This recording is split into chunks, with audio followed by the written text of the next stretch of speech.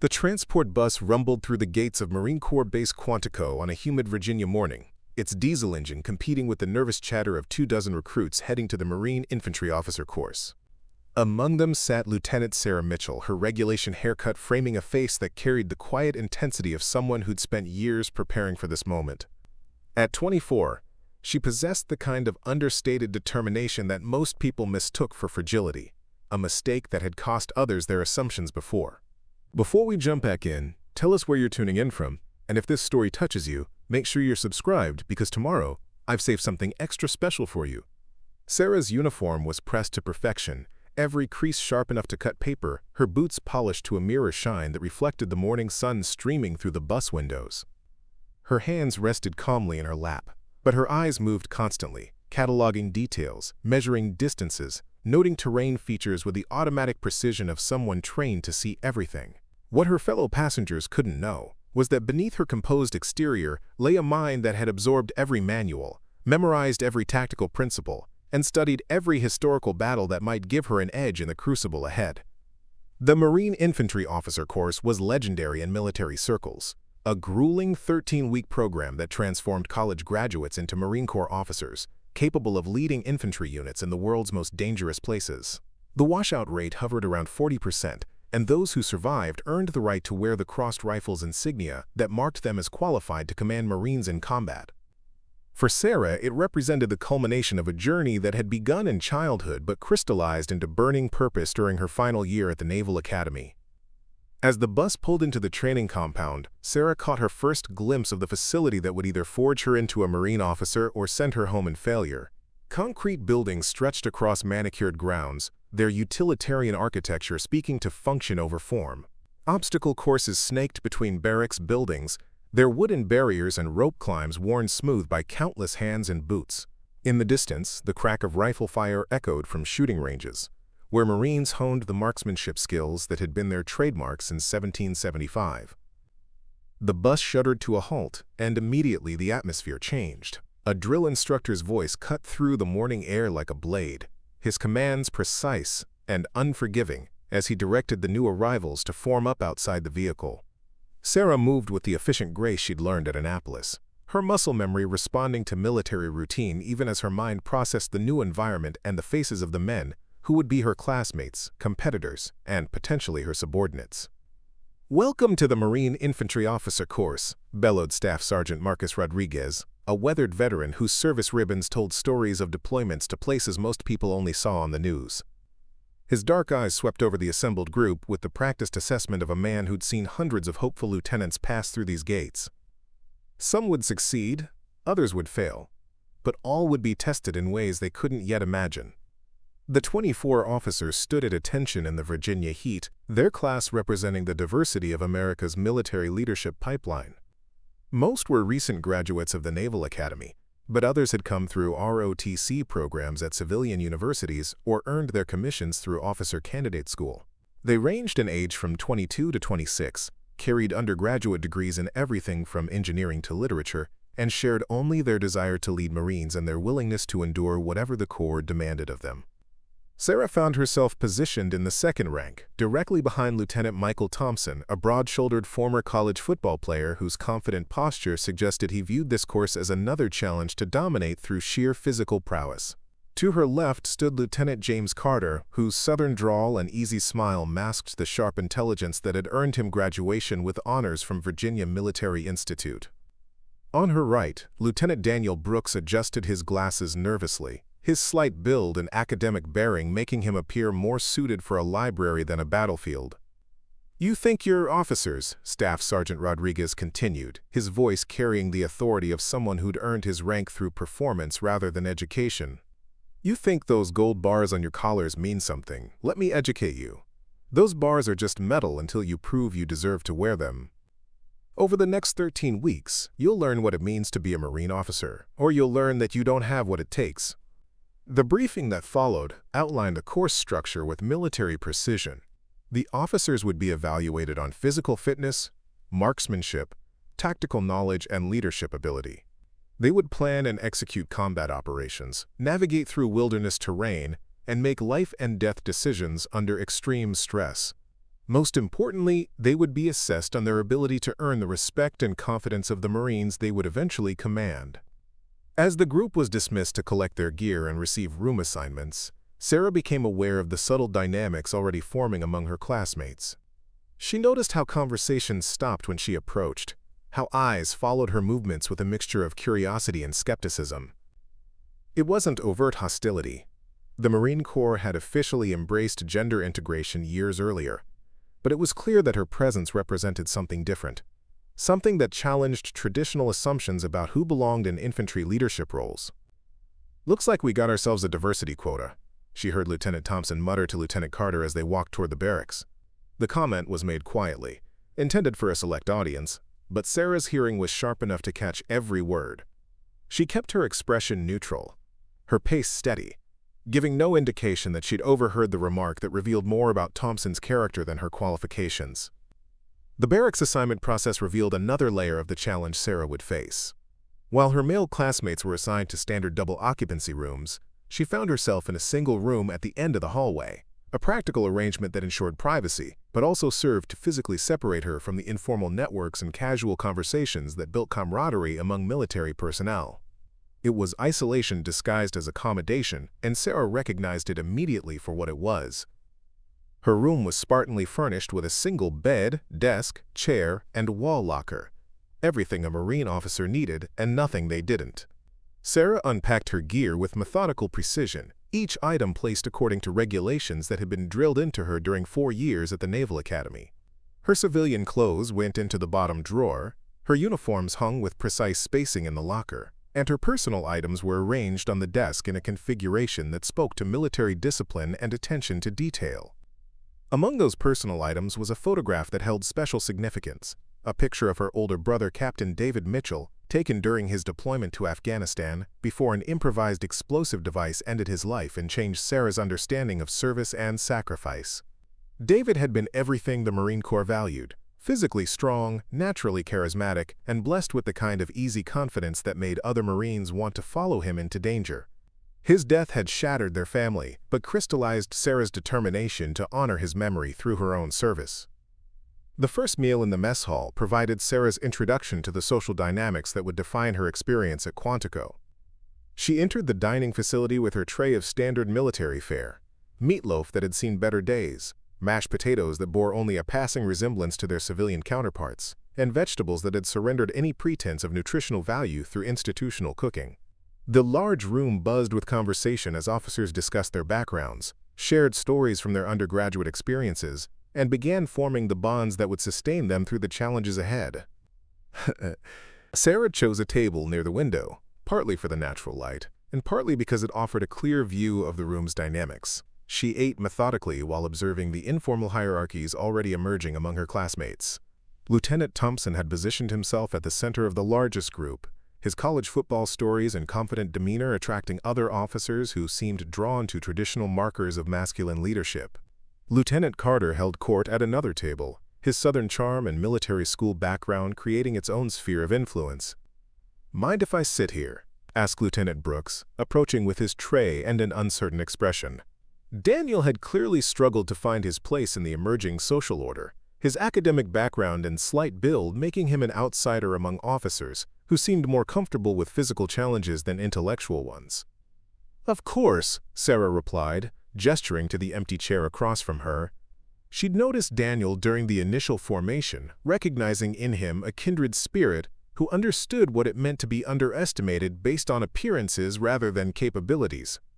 Their conversation revealed that Daniel had graduated summa cum laude from MIT with a degree in mechanical engineering before accepting his commission through Navy ROTC.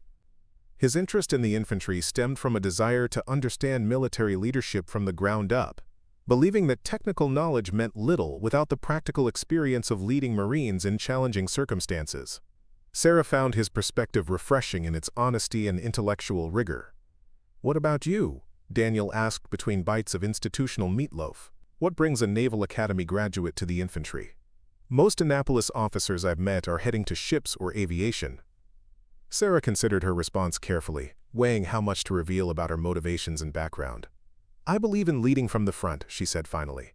Marines deserve officers who understand their challenges, who faced the same tests and proven they can handle the same pressures.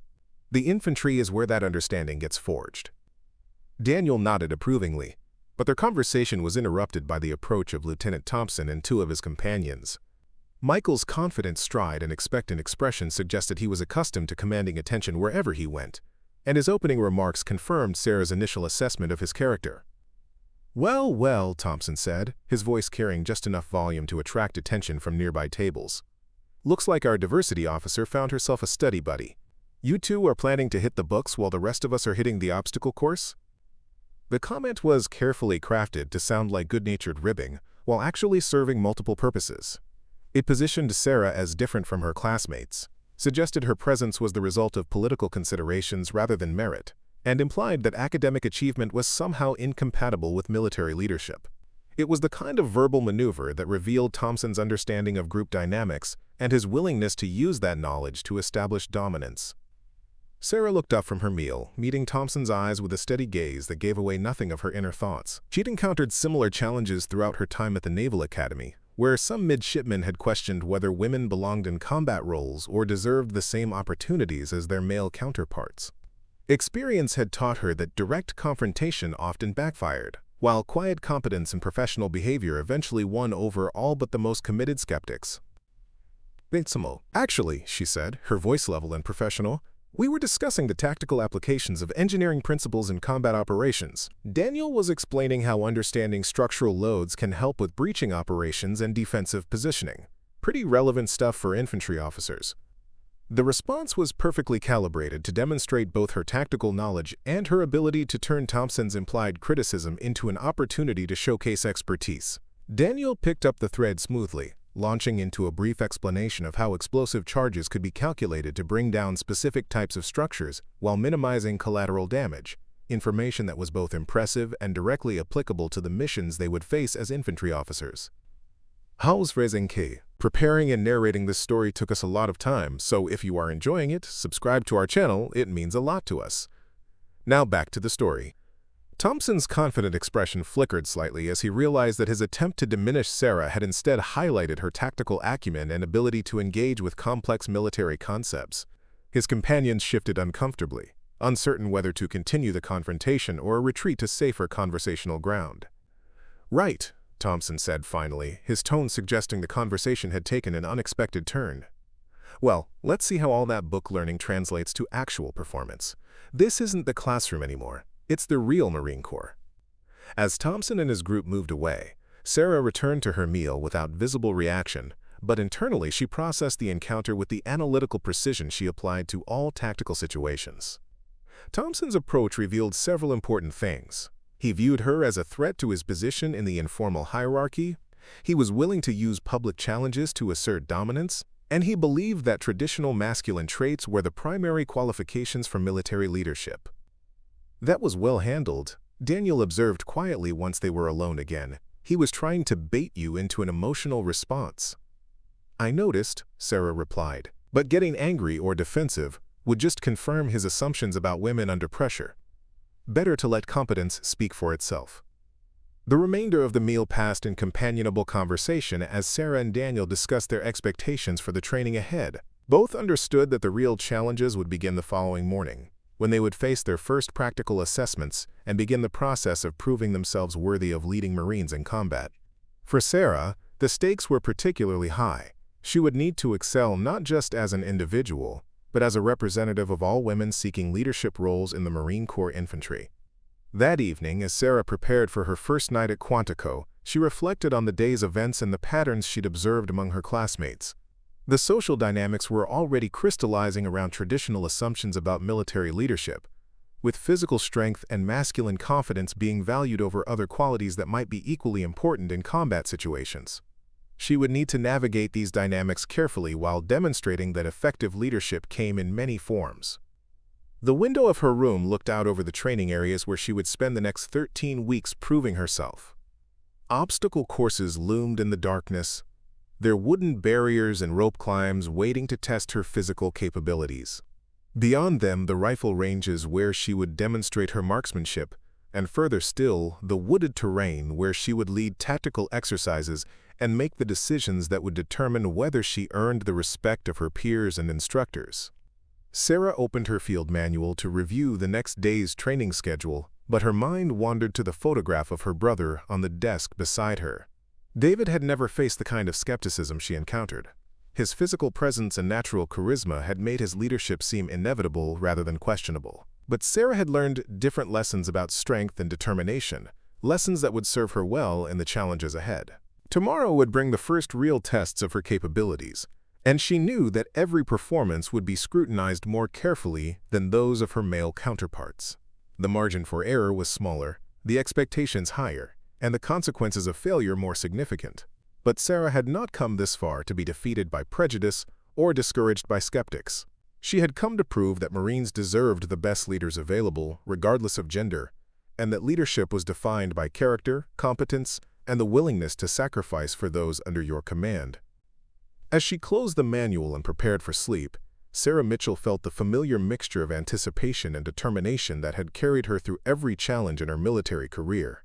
Tomorrow would begin the real test of whether she belonged among the Marine Corps infantry officers, and she intended to meet that test with everything she possessed. The alarm shrieked at 0430 hours, cutting through the Virginia darkness like a blade. Sarah was already awake, having learned during her academy years that being prepared meant more than just setting an alarm. It meant anticipating what came next.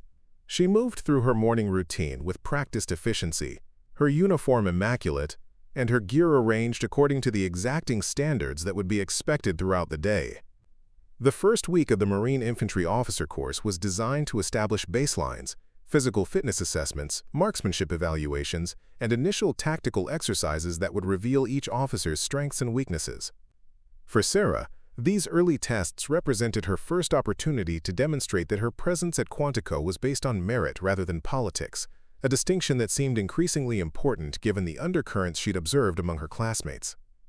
The physical fitness test began before dawn with a 3-mile run through the wooded trails surrounding the base. Sarah had always been a strong runner, her slight build and efficient stride giving her advantages over larger, more muscular officers who relied on power rather than technique. As the formation moved through the darkness, headlamps bobbing like fireflies, she settled into a rhythm that felt sustainable for the distance ahead. Lieutenant Thompson positioned himself near the front of the group, his competitive nature driving him to establish early dominance in the most visible measure of military fitness. His breathing was controlled but audible, and Sarah could see the tension in his shoulders as he worked to maintain a pace that would demonstrate his physical superiority.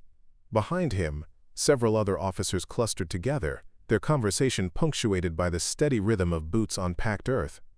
Sarah chose a different approach, running alone but maintaining contact with the main group. She'd learned at the Naval Academy that physical training was as much mental as physical, requiring the kind of steady determination that ignored immediate discomfort in favor of long-term performance.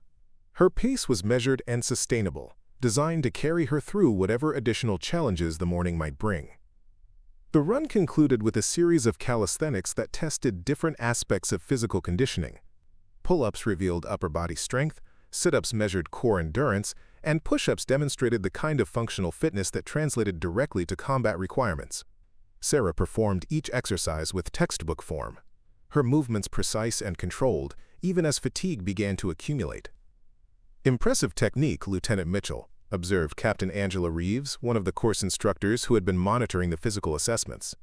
Captain Reeves was a combat veteran whose own journey through the Marine Corps had broken several barriers, and her presence at Quantico represented the institutional commitment to developing diverse leadership.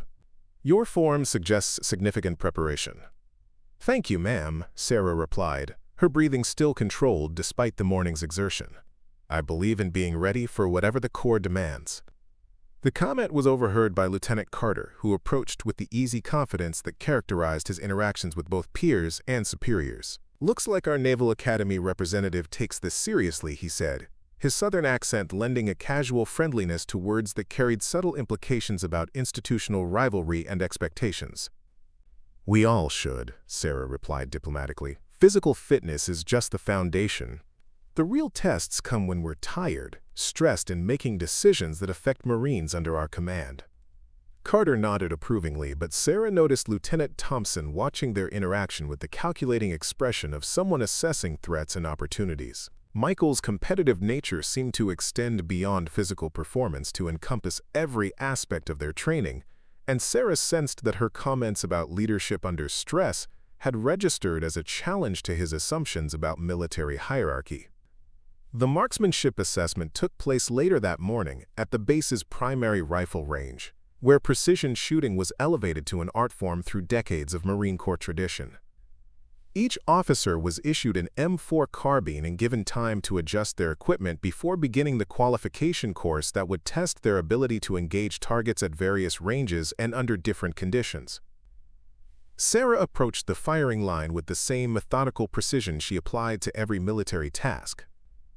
Her weapon was clean and properly zeroed, her gear arranged for easy access, and her shooting position optimized for stability and accuracy.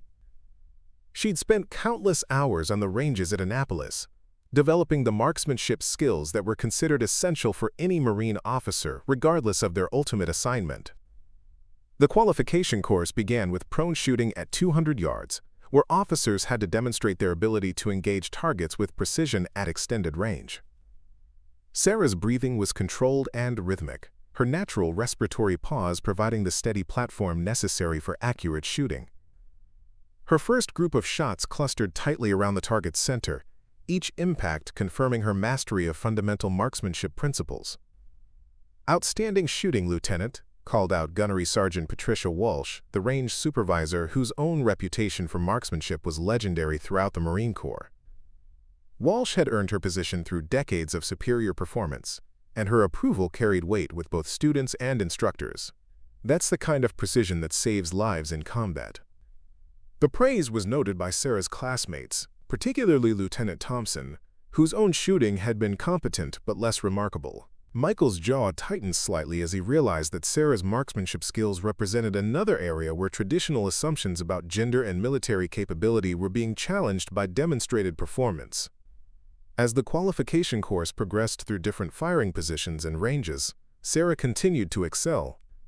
Her scores placed her among the top performers in the class, a distinction that was impossible to dismiss or explain away through reference to physical standards or institutional preferences. Marksmanship was an objective measure, evaluated through precise scoring systems that reflected actual combat requirements. "Where'd you learn to shoot like that?" asked Lieutenant Brooks during a break between firing exercises. Daniel's own performance had been respectable, but not exceptional, and his question carried genuine curiosity rather than challenge or resentment. "My father taught me," Sarah replied, checking her weapon's condition while they talked. "He's a retired Marine colonel who believes that every Marine should be able to shoot, regardless of their primary job. We spent a lot of weekends at civilian ranges working on fundamentals." The mention of her father's military background added another layer to Sarah's credibility, suggesting that her commitment to the Marine Corps was rooted in family tradition rather than political correctness or career opportunism. It also hinted at the kind of informal military education that often distinguished successful officers from their peers. The afternoon brought their first tactical exercise, a small unit leadership scenario where each officer would take turns commanding a fire team through a simulated combat mission. The exercise was designed to reveal natural leadership ability, tactical understanding, and decision-making capability under pressure, qualities that were considered essential for infantry officers. Sarah found herself assigned to the third rotation, giving her time to observe how her classmates approached the challenge.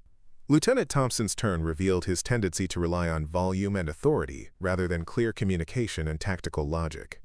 His commands were forceful but sometimes contradictory, and his fire team struggled to maintain coordination during movement phases. Lieutenant Carter's performance was smoother, his natural charisma helping to maintain unit cohesion even when his tactical decisions were questionable. James possessed the kind of interpersonal skills that made Marines want to follow him, but Sarah noticed several moments where his popularity seemed to substitute for tactical competence. When Sarah's turn arrived, she approached the exercise with the same analytical mindset she applied to all military problems. The scenario involved clearing a simulated building while maintaining security and communications, a task that required careful coordination between multiple team members. Sarah began with a detailed briefing that outlined the mission, assigned specific responsibilities, and established contingency plans for various situations. "Martinez, your point man," she directed, addressing the Marine role player who would lead their movement. "Stay low, move deliberately, and communicate what you see before you see it. Williams, you're covering the rear. Nobody gets behind us without your knowledge. Chen, you're responsible for external security while we're inside the building." Her commands were clear, specific, and delivered with quiet authority that suggested confidence without arrogance. Each Marine understood exactly what was expected of them and how their individual responsibilities contributed to overall mission success. As they moved through the exercise, Sarah's tactical decisions demonstrated both theoretical knowledge and practical understanding of infantry operations. "Contact front," called out Martinez as they approached the building entrance, following the script that would test Sarah's ability to adapt to changing circumstances. "Chen, maintain overwatch on our 6, Sarah responded immediately. "Williams, move up and provide covering fire. Martinez, bound to the next covered position and give me eyes on the target area." The exercise continued with Sarah managing multiple streams of information while making tactical decisions that balanced mission accomplishment against force protection. Her performance was characterized by steady leadership and clear communication, qualities that impressed both the evaluating instructors and the Marine role players who understood what effective leadership looked like. "Outstanding tactical awareness, Lieutenant Mitchell," commented Major Robert Hayes, the senior instructor responsible for evaluating the exercise. "Your ability to maintain situational awareness while communicating effectively shows real leadership potential." The praise was delivered loudly enough for other officers to hear, confirming that Sarah's performance had met or exceeded the standards expected for Marine infantry officers. Major Hayes was known for his direct feedback and high expectations, making his approval particularly significant for students seeking to establish their credibility. As the day's training concluded and officers began cleaning their equipment, Sarah became aware of conversations taking place around her. Some of her classmates were discussing her performance with grudging respect, acknowledging that her skills were legitimate regardless of their personal feelings about women in combat roles. Others, however, seemed to view her success as a threat to their own prospects, or a challenge to their assumptions about military hierarchy. "She's good, I'll give her that," she heard Lieutenant Johnson say to Lieutenant Parker as they cleaned their rifles. "But there's a difference between performing well in training and leading Marines in actual combat.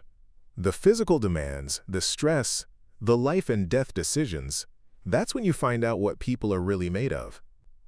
"Maybe," replied Parker, whose own performance during the day had been unremarkable. "But she outshot most of us and handled that tactical exercise better than Thompson did.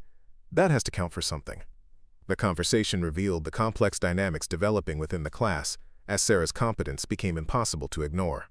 Some officers were beginning to recognize that their initial assumptions had been based on prejudice rather than evidence, while others remained committed to the belief that traditional masculine qualities were essential for military leadership. That evening, Sarah sat in her room reviewing the day's lessons and preparing for the challenges ahead. Her performance had been strong across all measured areas, establishing her credibility and demonstrating that her presence at Quantico was justified by merit rather than politics. But she also understood that success in early assessments was just the beginning. The real tests would come as the training intensified and the pressure increased. A knock on her door interrupted her study session. She opened it to find Lieutenant Brooks standing in the hallway with a tactical manual under his arm and an uncertain expression on his face. "I was wondering if you'd be interested in studying together," Daniel said. "I noticed you mentioned something about tactical applications of engineering principles yesterday, and I think we might be able to help each other with different aspects of the coursework." Sarah considered the offer carefully.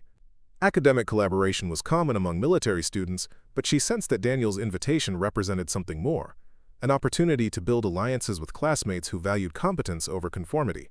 Their partnership could benefit both of them while demonstrating that effective teamwork transcended traditional gender roles. "I'd like that," she replied. "I think we can learn a lot from each other." Their study session extended well into the evening as they reviewed tactical principles, discussed leadership theories, and shared insights from their different educational backgrounds. Daniel's engineering perspective provided valuable analytical frameworks for understanding military problems, while Sarah's Naval Academy experience offered practical knowledge about military culture and expectations. "You know," Daniel said as they concluded their session, "I think some of the guys are starting to realize that you're not here to make a point or fill a quota. You're here because you're qualified." Some of them, Sarah agreed, but not all. I get the feeling that my success is making certain people uncomfortable, and that could become a problem as the training gets more challenging. Daniel nodded thoughtfully. Thompson's been asking questions about your background, trying to figure out if you have connections or special treatment. He seems to think there has to be some explanation other than the obvious one, which is that you're simply good at this. Sarah appreciated Daniel's directness and his willingness to share information that could help her navigate the social dynamics of their class. Building relationships with officers who judged her on merit rather than preconceptions would be essential for long-term success, both in training and in her eventual assignments. As Daniel returned to his room and Sarah prepared for sleep, she reflected on the day's accomplishments and the challenges that lay ahead. Her performance had established her credibility in objective measures: physical fitness, marksmanship, and tactical leadership. But she understood that these early successes might actually increase the scrutiny and skepticism she faced from certain classmates. The photograph of her brother seemed to watch over her preparations for the next day, a reminder of the standards she was determined to uphold and the Marines she hoped to lead someday. David had never doubted her capabilities, never questioned whether she belonged in the Corps, never suggested that her gender was incompatible with military service. His confidence in her abilities had been absolute, and she carried that certainty like armor against the doubts and challenges that others might raise. Tomorrow would bring new tests and new opportunities to prove herself. The coursework would become more complex, the physical demands more challenging, and the leadership scenarios more realistic. But Sarah felt prepared for whatever came next, armed with the knowledge that her initial performance had demonstrated her qualifications to anyone willing to judge based on evidence rather than assumptions. The foundation had been laid through competence and professionalism. Now the real work of earning respect and building the relationships that would define her military career could begin in earnest. The third week of training brought the combat endurance test, a grueling 15-mile forced march through Virginia's dense woodland carrying full combat gear. Sarah had prepared meticulously, adjusting her pack weight distribution and planning her hydration strategy, but she hadn't anticipated the subtle sabotage that would turn a difficult test into something far more dangerous. The march began at 03:00 hours under a moonless sky, with 24 officers setting out on a route that would test their physical endurance, navigation skills, and mental resilience. Sarah had positioned herself in the middle of the formation, maintaining a steady pace while monitoring the performance of officers around her. The weight of her pack, 65 pounds of essential gear, was distributed according to principles she'd learned through trial and error during countless training exercises. Lieutenant Thompson had taken an early lead, his powerful stride eating up ground as he sought to establish dominance through sheer physical performance. Behind him, several officers formed a loose cluster, their competitive instincts driving them to match his pace regardless of the wisdom of such a strategy over 15 miles of difficult terrain. 2 hours into the march, Sarah noticed that her pack was feeling heavier than expected. The weight distribution seemed wrong, the load pulling at her shoulders in a way that suggested something had changed since her pre-march inspection. During a brief rest halt, she discovered the source of the problem. Someone had added approximately 10 pounds of rocks to her gear, carefully concealed inside her sleeping bag, where they wouldn't be immediately obvious. The sabotage was sophisticated, requiring access to her equipment and knowledge of pack inspection procedures. More troubling was the timing. Adding weight during a combat endurance test could cause serious injury if it led to falls or equipment failure in difficult terrain. Sarah faced a choice: report the incident and appear to be making excuses for poor performance, or continue the march with the additional weight and prove that such tactics couldn't break her determination. She chose to continue, redistributing the added weight as best she could while maintaining her position in the formation. The extra 10 pounds made every step more difficult, every hill steeper, every mile longer. But Sarah had learned during her Naval Academy years that physical challenges were often as much mental as corporeal, requiring the kind of stubborn persistence that refused to acknowledge the possibility of failure. "You've fallen behind, Mitchell," called out Lieutenant Parker as Sarah worked to maintain pace despite the sabotaged equipment. His tone carried mock concern that barely concealed satisfaction at seeing her struggle. "Maybe you should have spent more time in the gym instead of the library." Sarah didn't respond, focusing her energy on the mechanical process of putting one foot in front of the other. She'd learned that engaging with provocations during physical stress often led to tactical mistakes and wasted energy that could be better devoted to mission accomplishment. But internally, she cataloged the comment as another piece of evidence suggesting organized opposition rather than random hazing. The march continued through terrain that challenged every aspect of infantry skills. Stream crossings tested equipment, waterproofing, and tactical river crossing techniques. Steep hills demanded careful foot placement and proper breathing techniques. Dense vegetation required navigation skills and the ability to maintain formation integrity despite limited visibility. By the 10-mile mark, several officers were beginning to show signs of serious fatigue. Lieutenant Brooks was struggling with the weight of his pack, his engineering background providing intellectual preparation but less physical conditioning than his military academy counterparts. Lieutenant Johnson had developed a pronounced limp that suggested equipment problems or minor injury. Sarah, despite carrying more weight than any other officer in the formation, maintained her steady pace and continued to monitor the performance of her classmates. The additional rocks in her pack had become a constant reminder of the opposition she faced, but they'd also strengthened her resolve to prove that such tactics were ineffective against properly motivated Marines. "How are you holding up?" asked Lieutenant Carter during another brief rest, his southern accent softened by genuine concern. James had been watching Sarah's performance throughout the march, noting her steady pace despite obvious equipment problems. "I'm fine," Sarah replied, adjusting her pack straps to redistribute weight that shouldn't have been there, just focused on finishing strong. Carter studied her face for a moment, his expression suggesting he suspected something was wrong but couldn't identify the specific problem. "If you need help with anything, let me know. We're all in this together."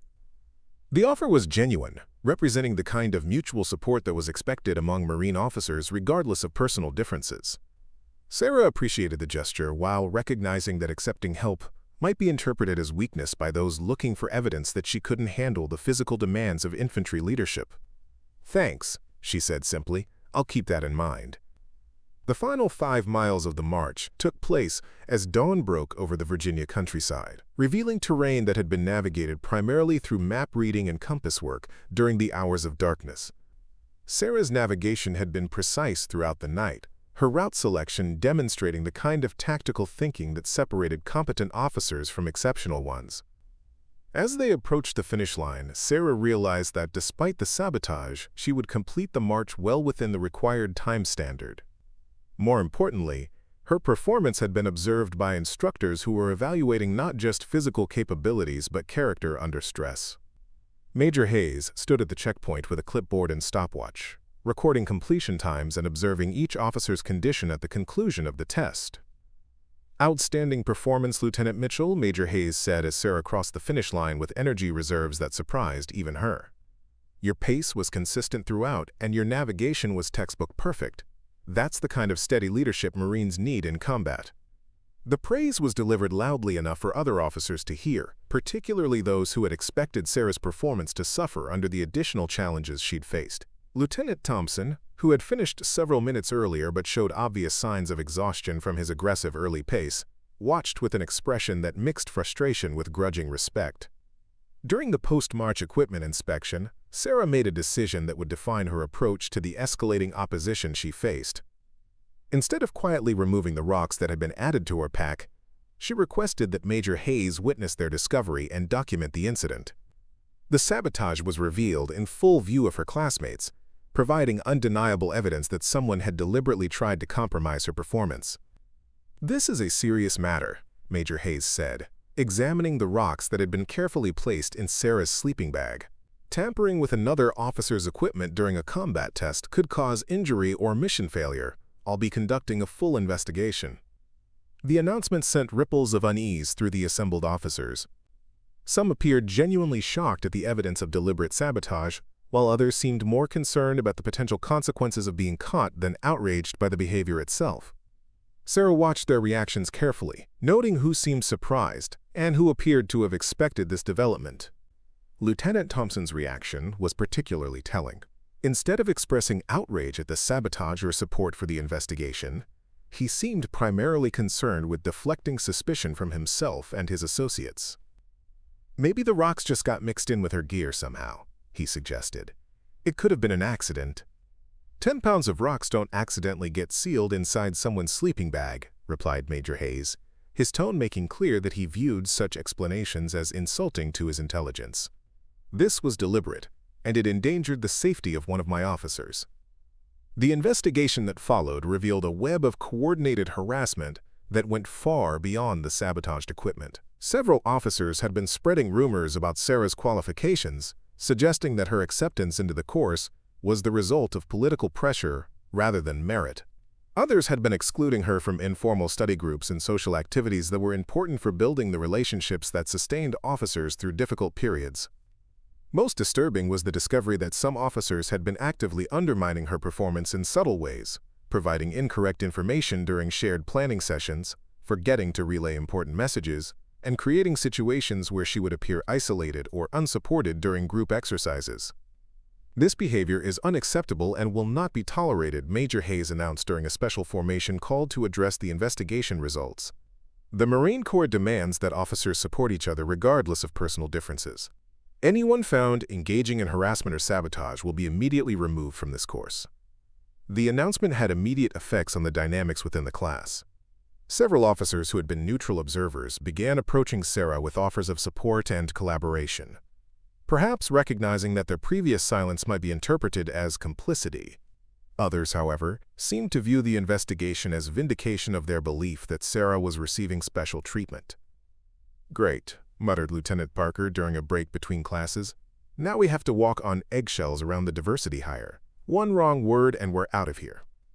The comment revealed the kind of thinking that made some officers view the anti-harassment policies as protection for the unqualified rather than necessary standards for professional behavior. Sarah realized that the official investigation, while important for establishing boundaries, might actually increase resentment among those who saw her success as a threat to their own prospects. On show, that evening, Sarah found herself facing a new reality. She had won an important battle against systematic harassment, but the war for acceptance was far from over. The investigation had exposed the organized nature of the opposition she faced while potentially creating new sources of resentment among officers who felt their behavior was being unfairly scrutinized. Lieutenant Brooks approached her after dinner with news that was both encouraging and concerning. "I've been talking to some of the other guys," he said quietly. "Carter, Martinez, and Jackson want you to know they had nothing to do with the sabotage. They're actually pretty impressed with how you handled the whole situation." "That's good to know," Sarah replied. "What about the others?" Daniel's expression grew more serious. "Thompson and his group are angry about the investigation. They think you're trying to get them kicked out of the course. Some of them are talking about filing complaints of their own, claiming you're getting preferential treatment."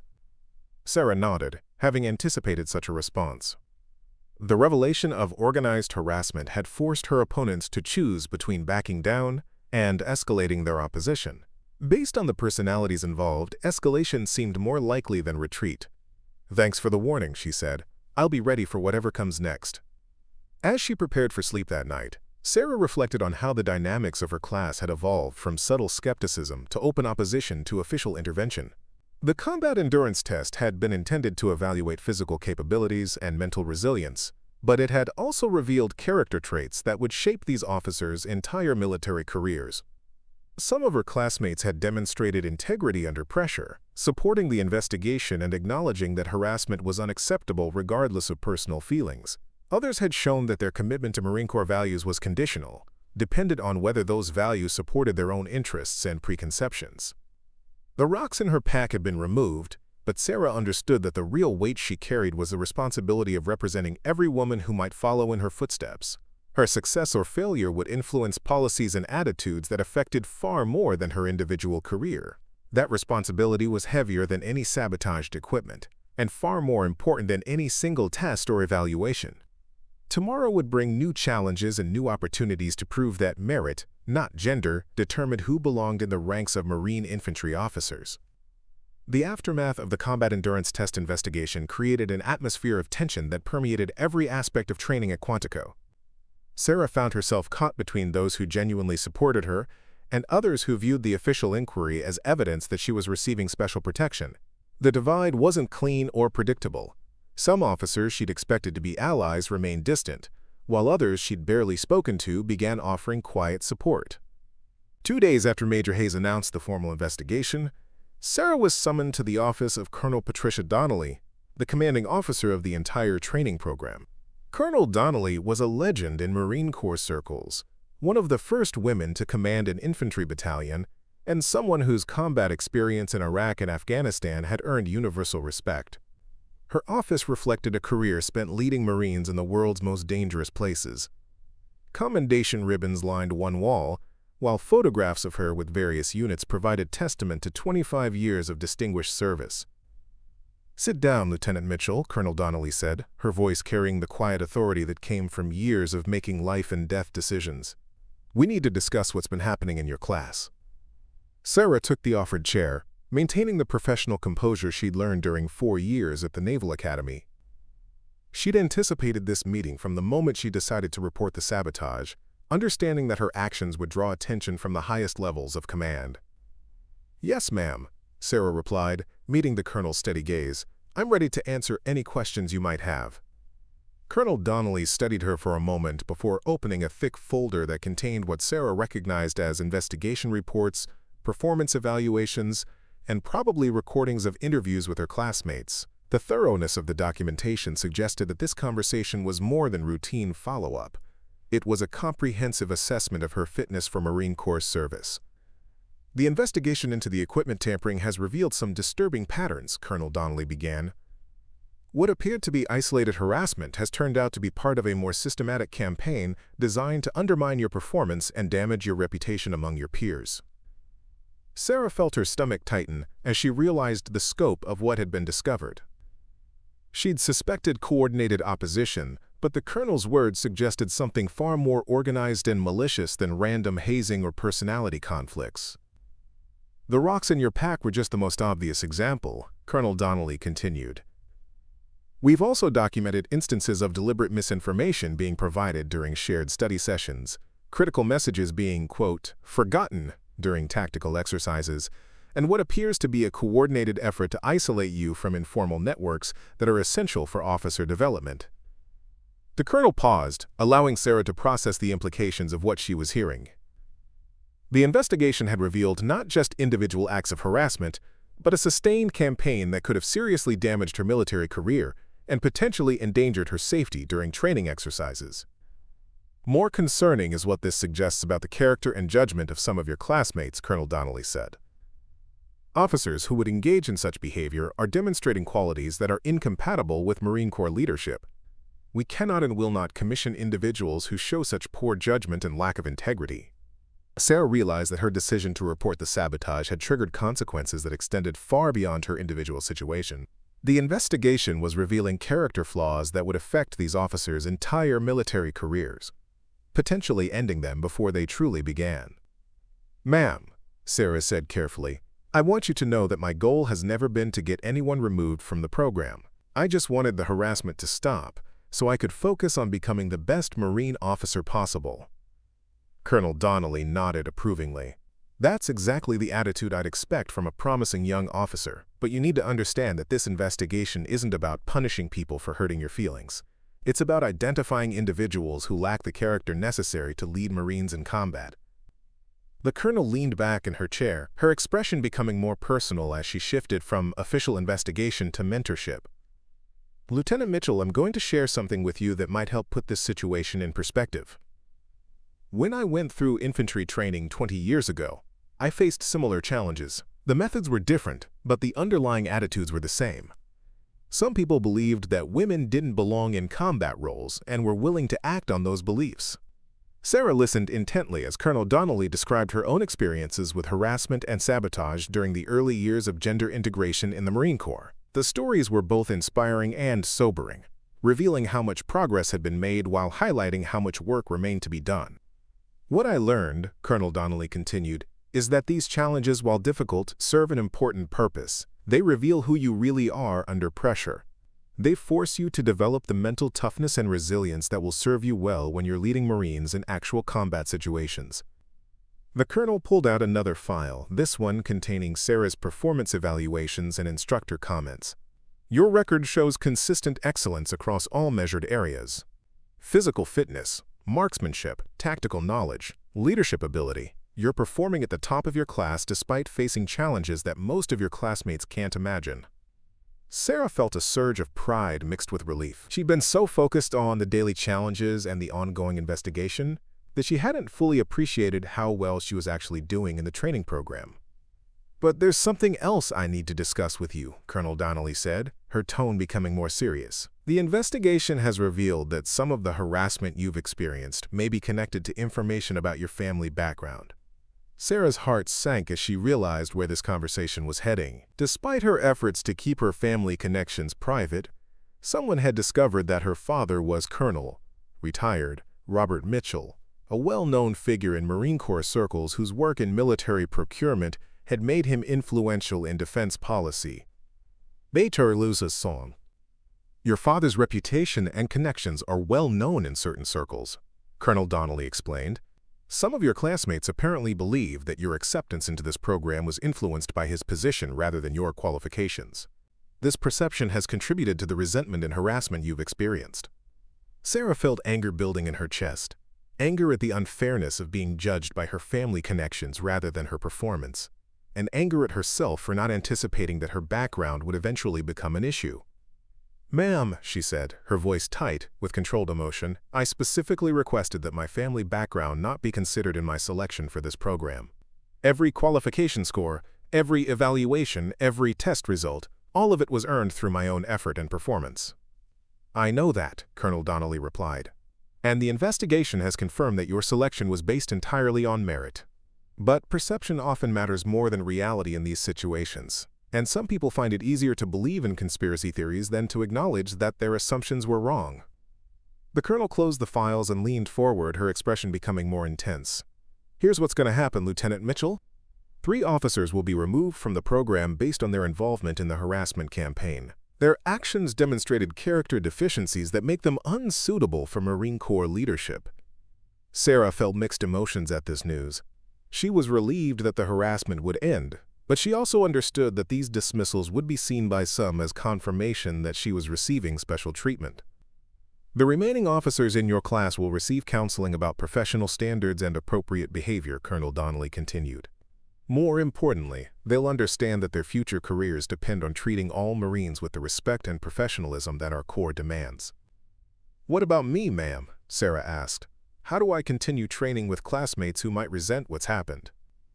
Colonel Donnelly smiled for the first time during their conversation. "By doing exactly what you've been doing, performing at the highest level and maintaining your professionalism, regardless of how others behave, you've already proven that you belong here.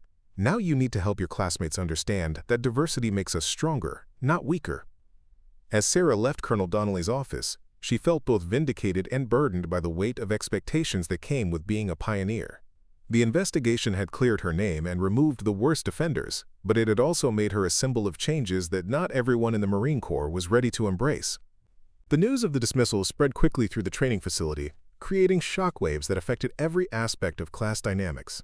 Lieutenant Thompson was among those removed, his departure sending a clear message about the consequences of harassment and unprofessional behavior. Lieutenant Parker and another officer were also dismissed, their involvement in the sabotage campaign ending their military careers before they truly began. Their reaction among the remaining officers was complex and varied. Some, like Lieutenant Brooks and Lieutenant Carter, expressed relief that the toxic atmosphere would finally be addressed. Others seemed concerned about what the dismissals meant for their own futures, worried that any criticism of Sarah might be interpreted as harassment. "I can't believe Thompson is gone," Lieutenant Martinez said during a hushed conversation in the mess hall. "I mean, I knew he had issues with Mitchell, but I didn't think it was serious enough to get him kicked out." "It wasn't just about having issues," replied Lieutenant Chen, whose own performance had been solid throughout the training. "The investigation showed he was actively trying to sabotage her training. That's not having issues. That's showing you don't have the character to be a Marine officer." The conversation reflected the broader debate taking place throughout the class as officers grappled with the implications of what had been revealed. Some were beginning to understand that their silence in the face of harassment had made them complicit in behavior that violated Marine Corps values. Others remained convinced that the dismissals were an overreaction to normal competitive dynamics. Lieutenant Brooks approached Sarah that evening with information that would prove crucial for understanding the full scope of what had been happening. "I need to tell you something," he said quietly, glancing around to make sure they weren't being overheard. Thompson wasn't working alone in planning the harassment campaign. Sarah listened as Daniel described conversations he'd overheard and behaviors he'd observed that suggested a more extensive network of coordination than the investigation had revealed. Some officers who remained in the program had been involved in spreading rumors and providing support for the sabotage efforts, even if they hadn't directly participated in the most serious incidents. "Why are you telling me this?" Sarah asked, appreciating his honesty while wondering about his motivations. "Because first believe the Marine Corps should be a meritocracy," Daniel replied. "What happened to you was wrong, and the people responsible should be held accountable regardless of their rank or connections." The information Daniel provided would prove valuable in the days ahead, as Sarah began to understand the complex social and political dynamics that had shaped her experience at Quantico. The harassment hadn't been random or spontaneous. It had been a calculated effort to force her out of the program by making her training experience so difficult that she would voluntarily withdraw. "Hey." As the week progressed, Sarah noticed significant changes in how her classmates interacted with her. Some officers who had previously been distant or hostile began making efforts to include her in study groups and informal discussions. Others maintained professional courtesy while clearly struggling with the new reality that harassment would not be tolerated. Most significantly, Sarah found herself with new opportunities to demonstrate leadership as officers began seeking her input on tactical problems and training challenges. Her analytical skills and attention to detail, previously viewed with suspicion, were now recognized as valuable assets that could benefit the entire class. "I've been thinking about what you said during the river crossing exercise," Lieutenant Jackson told her after a particularly challenging day of training. "Your approach to risk assessment was really insightful. I'd like to get your thoughts on the night navigation problem we're working on." These interactions represented a fundamental shift in group dynamics as merit began to override prejudice in determining social hierarchies. Sarah was careful not to appear triumphant or vindictive, understanding that her long-term success depended on building bridges rather than burning them. The investigation had revealed the truth about the systematic harassment she'd faced, but Sarah understood that the real work of changing attitudes and building mutual respect was just beginning. She had won an important battle for accountability and professional standards, but the war for true acceptance and integration would require sustained effort and continued excellence in everything she did. Colonel Donnelly's final words to her had been both challenging and encouraging. "You have the opportunity to be more than just a successful Marine officer, Lieutenant Mitchell. You can be a leader who helps the Corps become everything it should be. That's a heavy responsibility, but it's also a tremendous opportunity to make a difference." As Sarah prepared for the advanced training phases that lay ahead, she carried with her the knowledge that she had survived the worst of the harassment and emerged stronger for the experience. The investigation had vindicated her performance and character while removing those who had actively worked against her success. But she also understood that her journey was far from over.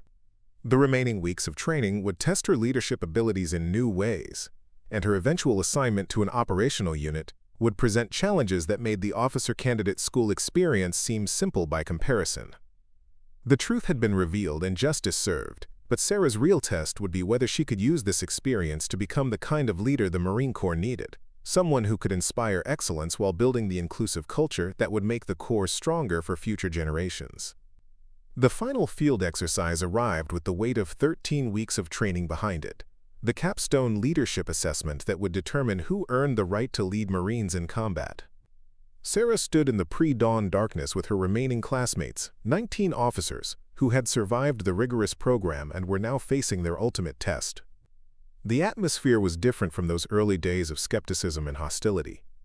Months of shared challenges had forged bonds that transcended the petty prejudices that had once divided them. The scenario was deceptively complex. A multi-day operation requiring the officers to plan and execute a company-level assault on a fortified position while managing logistics, casualties, and civilian populations. Each officer would rotate through command positions, but the exercise was designed so that leadership would naturally emerge based on competence rather than rank or seniority. Sarah found herself assigned as the operations officer for the first phase, responsible for coordinating movement and fire support, while Lieutenant Carter served as the overall commander. The dynamic between them had evolved dramatically since their first meeting. James now sought her input on tactical decisions and deferred to her expertise in areas where her analytical skills provided advantages. "What's your assessment of the enemy's defensive positions?" Carter asked during the initial planning session, his finger tracing routes on the topographical map spread before them.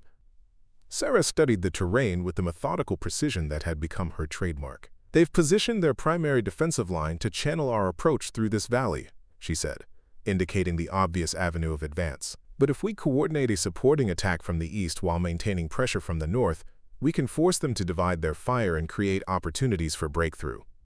Lieutenant Brooks, now serving as the intelligence officer, added his own analysis. "The engineering assessment supports that approach. The eastern approach has better concealment, and the terrain will limit their ability to bring supporting fires to bear." The planning session continued for hours as the team developed a comprehensive operation order that would guide their actions over the next 3 days.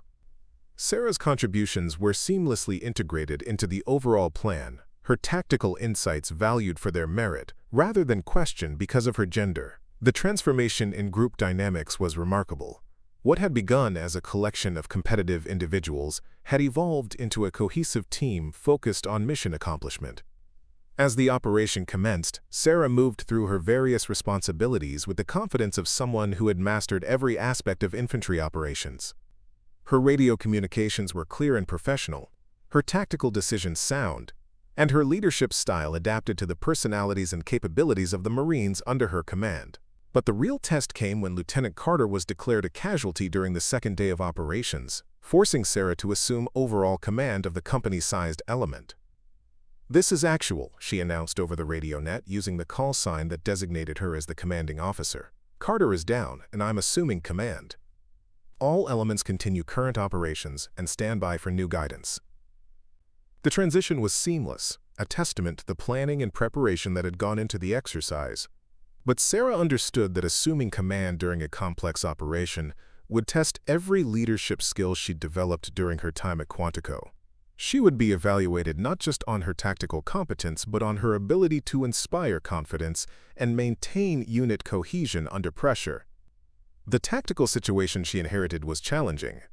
2 of her platoons were engaged in heavy fighting with the simulated enemy, while a third was moving to execute the flanking maneuver she'd helped plan during the initial phase. Casualties were mounting, ammunition was running low, and time pressure was increasing as they approached the deadline for securing their objective. "Bravo element, this is actual," Sarah called over the radio. "What's your status on the eastern approach?" "Actually, this is Bravo 6, came the immediate response from Lieutenant Martinez, who was leading the flanking element. "We're in position and ready to initiate a supporting attack on your command."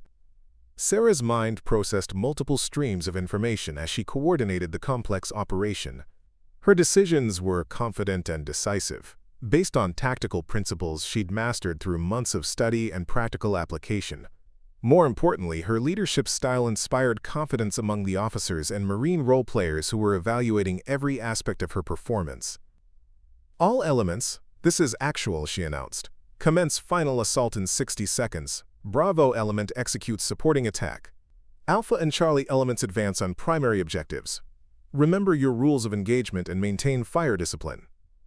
The simulated battle that followed was intense and realistic, testing every aspect of small unit leadership under combat conditions. Sarah coordinated fires and movement while maintaining situational awareness and making rapid decisions based on changing tactical circumstances. Her performance was observed by multiple evaluators who recorded every command decision and leadership action for later assessment. When the objective was finally secured and the exercise concluded, Sarah felt the satisfaction of a mission accomplished through effective teamwork and sound tactical leadership. But more significant was the reaction of her classmates and the Marine role players who had participated in the operation. "Outstanding leadership under pressure," said Lieutenant Jackson, who had served as one of her platoon commanders during the exercise. "Your decisions were solid, and your communication was exactly what we needed to accomplish the mission." Similar comments came from other officers who had witnessed her performance during the most challenging phase of their training. The praise was particularly meaningful because it came from peers who had initially questioned her qualifications, but now recognized her competence based on demonstrated performance under the most realistic conditions possible. The formal evaluation session took place the following day in the same classroom where Sarah had first encountered the skepticism and hostility that had defined her early weeks at Quantico. Major Hayes stood at the front of the room with evaluation folders containing the assessment of each officer's performance throughout the 13-week program.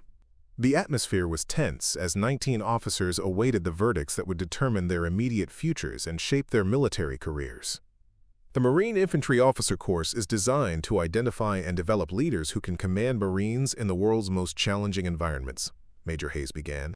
Over the past 13 weeks, you've been tested in every area that matters for infantry leadership: physical fitness, tactical competence, decision-making under pressure, and most importantly, character. Sarah listened with controlled anticipation as Major Hayes outlined the evaluation criteria and explained how final assessments had been determined.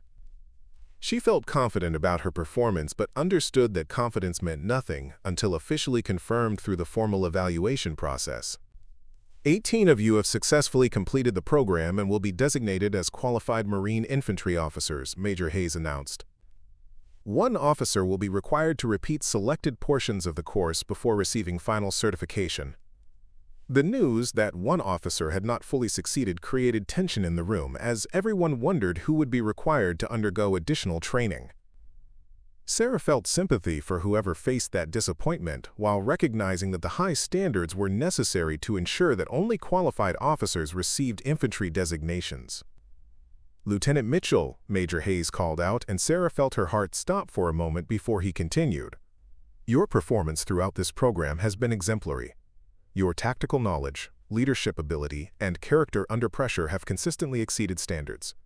You are designated as a distinguished graduate and will receive the Leadership Award for your class." The announcement was met with spontaneous applause from her classmates, a recognition of excellence that was particularly meaningful coming from officers who had initially questioned her qualifications. Sarah felt overwhelming relief mixed with profound satisfaction at having proved herself through performance rather than politics or special consideration. "Furthermore," Major Hayes continued, "based on your outstanding performance and demonstrated leadership potential, you are selected for immediate assignment as a platoon commander with 2nd Battalion, 5th Marines, currently deployed to Camp Pendleton in preparation for upcoming operations." The assignment was exactly what Sarah had hoped for, a leadership position with an operational unit where she could apply everything she'd learned while continuing to develop her skills as a Marine officer. More importantly, it represented institutional confidence in her abilities and official recognition that she belonged among the Marine Corps infantry leadership. As the evaluation session concluded and officers began discussing their various assignments, Sarah found herself surrounded by classmates who wanted to congratulate her on her achievement and express their respect for how she'd handled the challenges of the past 13 weeks. "I owe you an apology," said Lieutenant Johnson, whose own performance had been solid if unspectacular. "Early on, I had doubts about whether women belonged in infantry roles. Watching your performance over these months has shown me how wrong those assumptions were." Similar conversations took place throughout the day as officers who had initially been skeptical acknowledged that their prejudices had been challenged and changed by Sarah's demonstrated competence. The transformation wasn't universal. Some officers remained committed to their original beliefs, but the majority had been persuaded by evidence rather than ideology. Lieutenant Carter's assessment was particularly significant given his initial position as an informal leader within the class. "You've changed how I think about leadership," he told Sarah during their final conversation at Quantico. "I used to believe that effective leaders needed to fit a certain mold: physically imposing, naturally charismatic, traditionally masculine. You've shown me that leadership is about competence, character, and the ability to inspire others to achieve more than they thought possible." The graduation ceremony took place on a crisp Virginia morning with families, friends, and senior Marine officers gathered to witness the commissioning of the newest infantry officers. Sarah's parents had driven down from their home in Maryland, her father's pride evident, despite his efforts to maintain military composure during the formal proceedings. Colonel Donnelly presided over the ceremony, her presence lending additional significance to the occasion as she represented the institutional commitment to developing diverse leadership. When she called Sarah's name and presented her with the certificate designating her as a qualified Marine infantry officer, the moment represented the culmination of years of preparation and months of challenging training. "Lieutenant Mitchell," Colonel Donnelly said as she pinned the crossed rifles insignia on Sarah's dress blue uniform, You have earned your place among the Marine Corps infantry officers through demonstrated excellence in every area that matters. Your performance has honored the Corps and paved the way for future officers who will follow in your footsteps.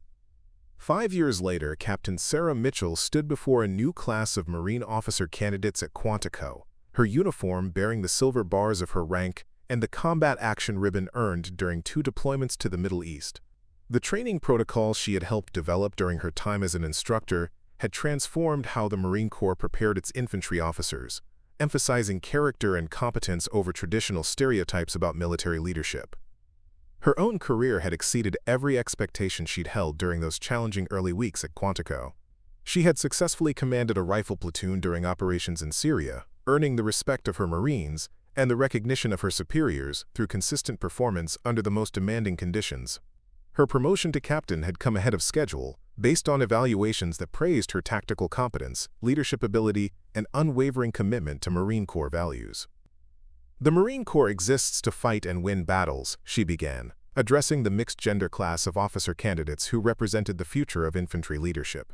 Everything we do in training is designed to prepare you for that ultimate responsibility, leading Marines in combat where your decisions determine who comes home alive. Among her audience were women whose presence at Quantico was no longer remarkable or controversial, a normalization that Sarah had helped achieve through her own success and the institutional changes that followed. The young officers listened with the intense focus of people who understood that their training would prepare them for life-and-death responsibilities. Over the next 13 weeks, you'll be tested in every way that matters for military leadership, Sarah continued. Physical fitness, tactical knowledge, decision-making under pressure, and most importantly, your character, when faced with challenges that test your determination and commitment to excellence. In the back of the classroom, Colonel Donnelly watched with quiet satisfaction as one of her former students demonstrated the kind of leadership that justified the Marine Corps' commitment to developing talent regardless of gender or background. The institutional changes that had begun during Sarah's time as a student had created opportunities for countless other qualified officers who might otherwise have been excluded by outdated assumptions about military capability. After the briefing, Sarah found herself in conversation with several female officer candidates who sought advice about navigating the challenges they might face during training. Their questions revealed that while progress had been significant, the journey toward full acceptance and integration was still ongoing. "How do you handle people who question whether you belong?" asked Second Lieutenant Emily Watson, whose own background suggested she would face some of the same skepticism that Sarah had encountered years earlier. "By focusing on mission accomplishment and taking care of your Marines," Sarah replied. "Competence is the only currency that matters in the long run. If you consistently perform at the highest level and maintain your professionalism regardless of how others behave, you'll earn the respect that every good leader deserves." The advice reflected lessons learned through years of experience in environments where her performance was scrutinized more carefully than that of her male counterparts. Sarah had discovered that excellence was indeed the best response to prejudice, but only when coupled with the institutional support and fair evaluation that made merit-based advancement possible. Her own story had become part of Marine Corps lore, the officer who had survived systematic harassment to become one of the most respected infantry leaders of her generation. But Sarah understood that individual success meant little without the systemic changes that ensured future officers would face evaluation based on their capabilities rather than prejudice about their backgrounds. The training facility where she now taught bore little resemblance to the environment she had experienced as a student.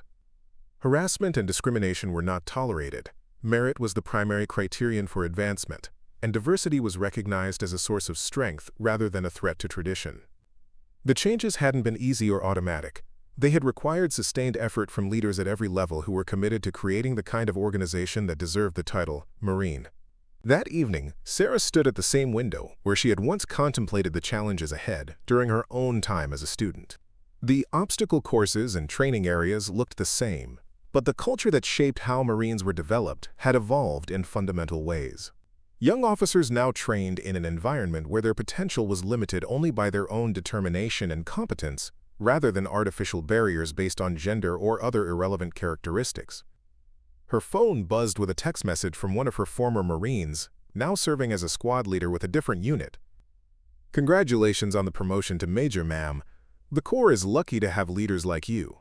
The message was one of dozens she'd received that day, reflecting the network of relationships she'd built through years of consistent performance and genuine care for the Marines under her command. Major Sarah Mitchell, the promotion had been announced that morning, understood that her journey from questioned outsider to respected leader represented more than individual achievement. It demonstrated that the Marine Corps could evolve and improve while maintaining the standards of excellence that made it the world's premier fighting force.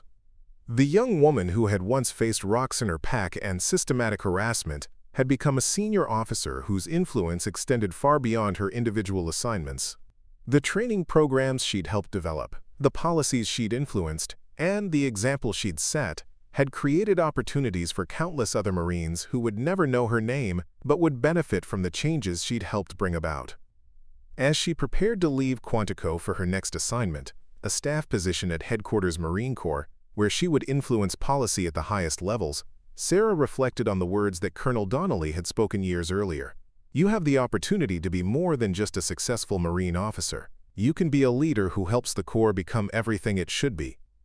The opportunity had become reality through years of sustained effort and unwavering commitment to excellence. The Marine Corps was stronger, more capable, and more representative of the nation it served, because leaders like Sarah had proven that merit, not tradition, should determine who earned the right to lead Marines in combat. The war for acceptance was over. The campaign for continued excellence would never end. Up next, you've got two more standout stories right on your screen. If this one hits the mark, you won't want to pass these up. Just click and check them out.